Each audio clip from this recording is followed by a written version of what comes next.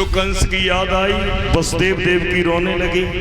वसुदेव ने कहा देवी तुम इस बात को हमेशा अपने ध्यान में रखो, जो भी इस पुत्र पैदा होगा वो कंस का काल होगा और मैं उसे देकर के ही मानूंगा, क्योंकि यमुना की कसम खाई है। देवकी बोली पुत्र को मरता हुआ मैं नहीं देख पाऊंगी, मैं बगैर पुत्र के जीवित नहीं रह पाऊंगी। वसुदेव बोले देवकी अपने हृदय को कठोर बना लो और बोले दिल में धर ले धीर सबर करके दिल को डांटो और हिम्मत करके छू जाई खेलन में काटो लिखो माने देखो और सोई हुई की रहो नहीं कोई भी गवैया देखो रे सुनता या रोन लगी और वो हाथ पकड़ के पति अपने से जेल में कहना लगी ये लला मर जाऊंगी और बिना पुत्र के जेल भी तुम्हें नहीं जी पाऊंगी। ये देव बल छोड़ गई और मैं बेटा को गोद करके घर की सीता लाई। ये देव को बल छोड़ गई और बेटा को गोद करके घर की सीता लाई।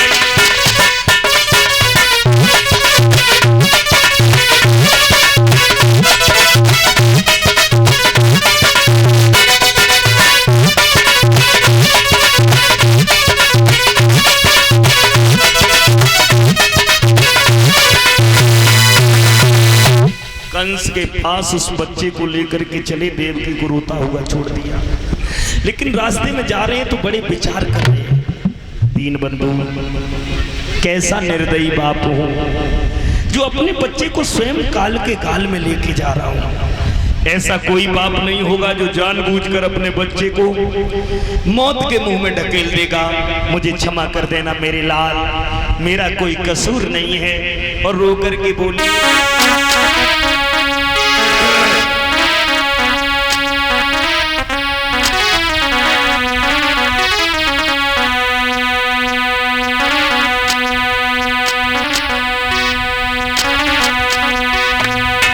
गोद में लेकर के मन में विचार करते हैं कि मोए माफ करो मेरे लाला, गयो कंस से निकली दीवार, मोए माफ करो।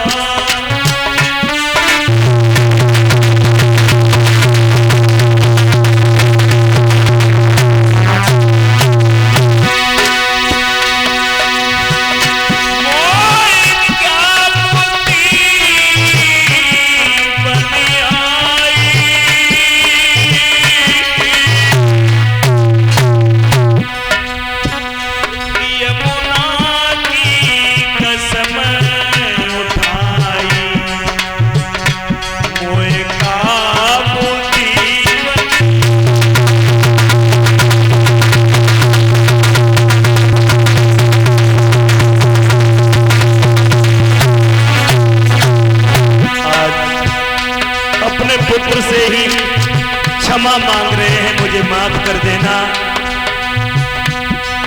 मैंने कंस के सामने यमुना की कसम खाई है, इसलिए मजबूरी है कि मैं ले जाना जरूरी है।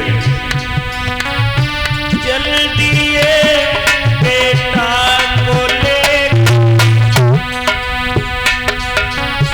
जल्दी बछड़ा को लेकर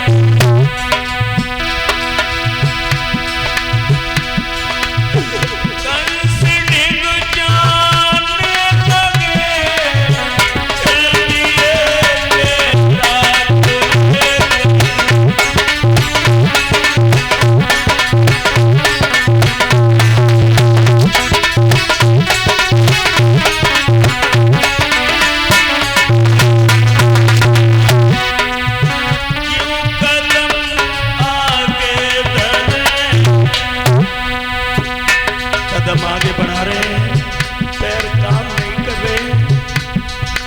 बड़े ख्याल आ रहे हैं। बच्चा जब जन्म लेता है तो पिता को खुशी होती है, दौड़ दौड़ करके बच्चे के खाने पीने का इंतजाम करता है। और मैं भी एक निर्दयी बाप हूँ जो संतान को काल के गाल में लेके जा रहा हूँ। सूरत देखी उमर की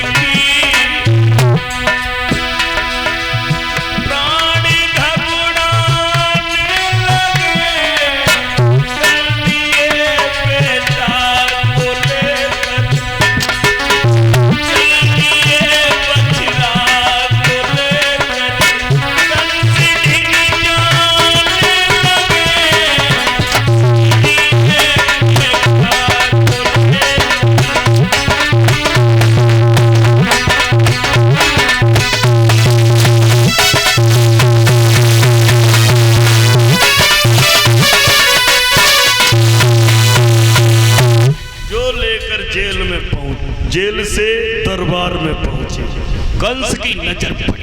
हाँ बहनों ईसा,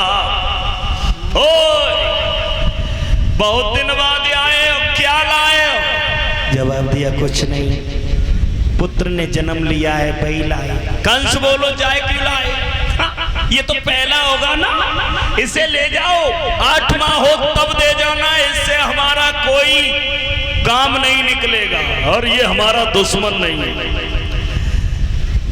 वसुदेव बोले क्या कह रहे हो कंस? अरे सत्य कह रहा हूं, इसे ले जाओ और जब 8 माह हो तब दे जाना।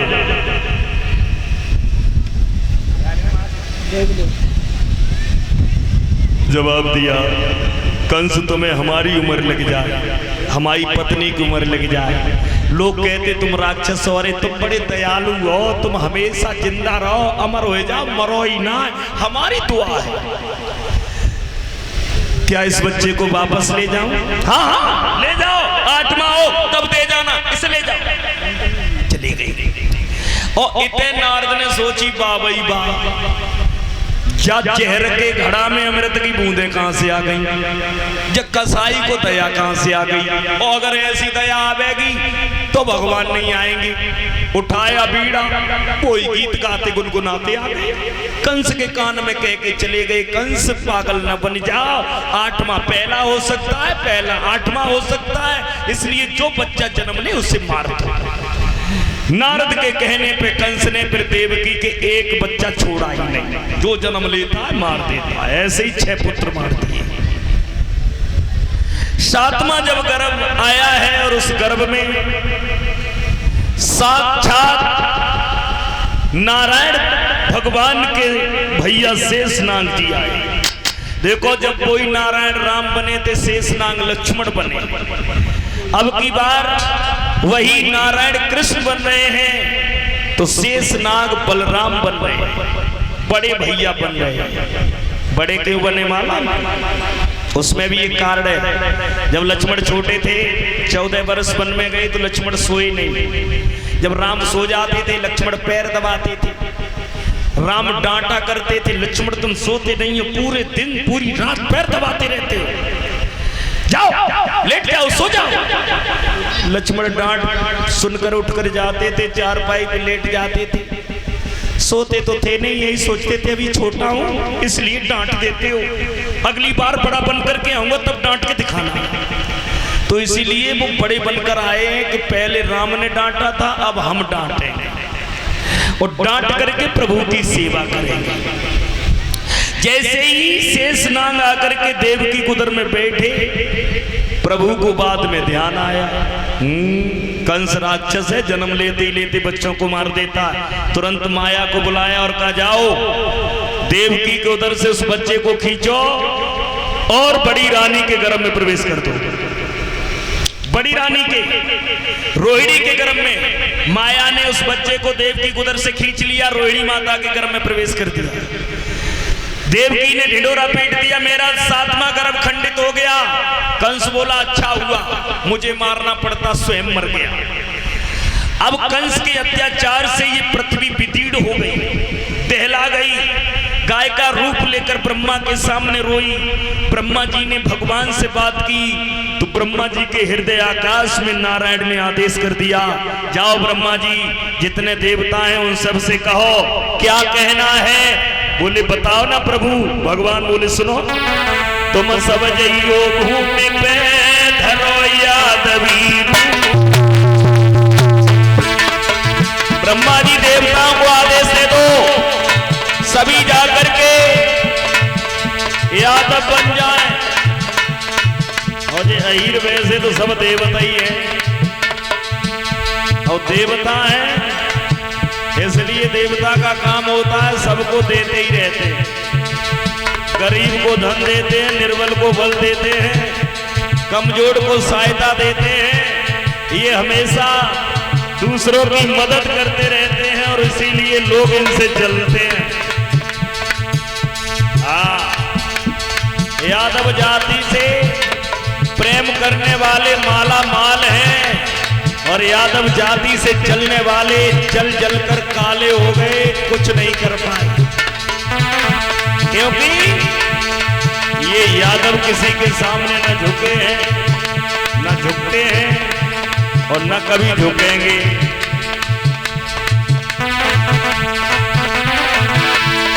भगवान कहते हैं देवताओं, तुम सब जइयो भूमि पे धरो यादवीर।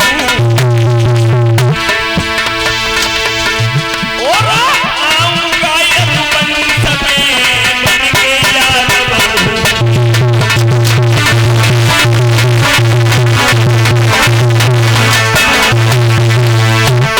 भैया बाई देना से अहीर देवता कह के मेरो है।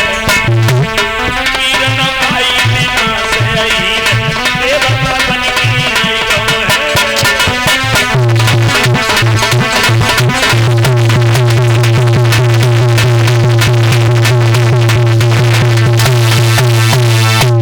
भगवान का आदेश हुआ, सभी देवताओं ने आकर यादवों के घर में जन्म लिया। अब इधर प्रभु आ रहे हैं, और देखो प्रभु आ रहे हैं तो कंस के यहाँ तो तैयारी हो रही है, और इधर नंद बाबा के घर में भी तैयारी हो रही है। क्यों? क्योंकि प्रभु ने जिस दिन जन्म लिया उसी दिन माया ने भी जन्म लिया। माया ने जन्म लिया है नंद बाबा के घर है, और प्रभु ने जन्म लिया है वसुदेव जी के घर है। ये चचेरे तैरे भाई हैं, कोई गैर नहीं है। अब यशोदा के यहाँ तो बड़ी सजावट हो रही है, क्योंकि चौथेपन पर संतान होगी। और किसी ने कह दिया कि अब की बार पुत्र ही होगा। पहले के संत होते थे जो कह देते बात सत्य हो जाती थी। तो किसी महात्मा ने कह दिया नंद बाबा चिंता ना करो, अब की बार में पुत्र ही होगा, खूब सजावट करवाना, खूब बढ़िया करके। तो नंद बाबा ने अपने पूरे नगर की सजावट करवाई। गली गली में लिहाफ डलवा दिए, गली गली में बंधनवारी के गेट बनवा दिए, केला के खम्भों के गेट। और इधर कंस अपनी तैयारी में है, भाई माल में 8वां होने वाला। और कहूँ ऐसा न हो तो बड़ों न पैदा हो जाए जो हमें मार न दे। तो पहरेदारों को सतर्क किया, जवानों ध्यान रखना, जहाँ 2 हो 4 खड़े हो जाओ, 4 हो 8 खड़े हो जाओ, टहलते रहो, एक दूसरे को आवाज लगाते रहो, सोना नहीं। अगर सो गए तो काल चला जाएगा। कंस ने तैयारी की।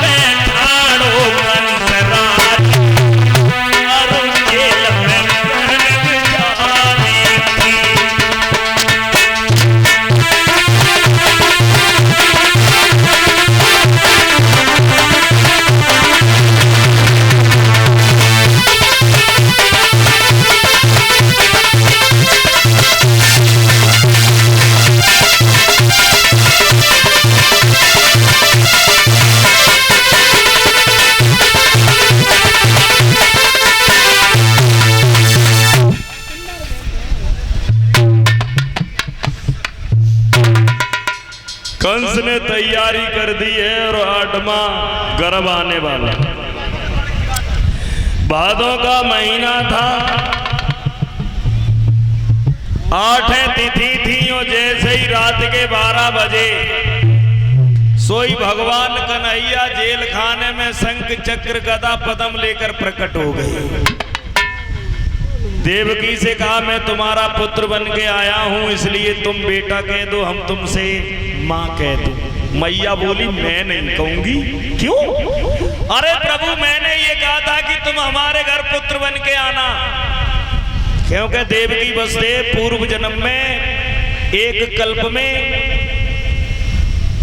कश्यप और माता अदिति थे।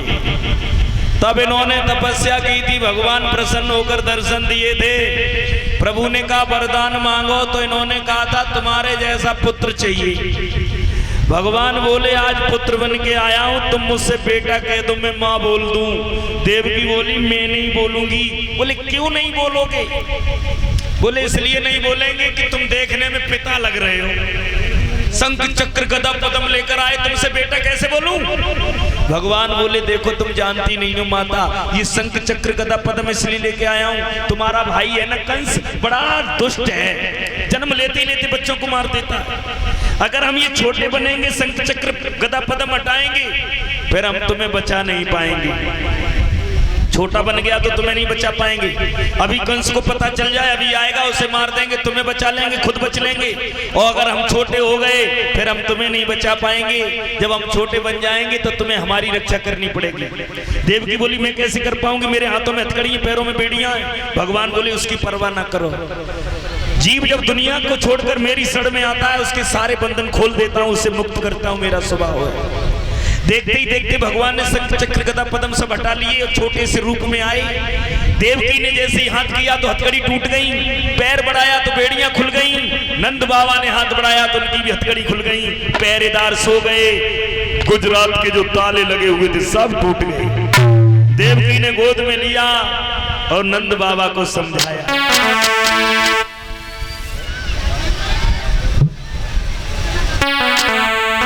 वसुदेव जी को समझा करके देवकी कहती है अरे जाए ना बिगड़ के और सब काम बनते बनते, अरे जाए ना बिगड़ के और सब काम बनते बनते हैरान हो गई हूँ मैं लाली जनते जनते, हैरान हो गई हूँ मैं लाली जनते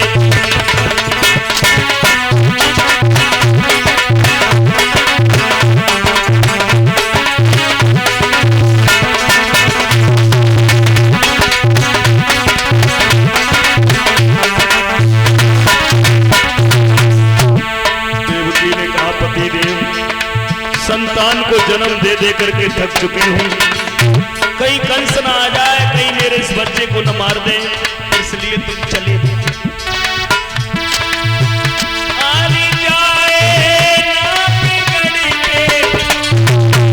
सब काम बनते बनते हैरान हो गई हूं मैं लाली जनते जनते।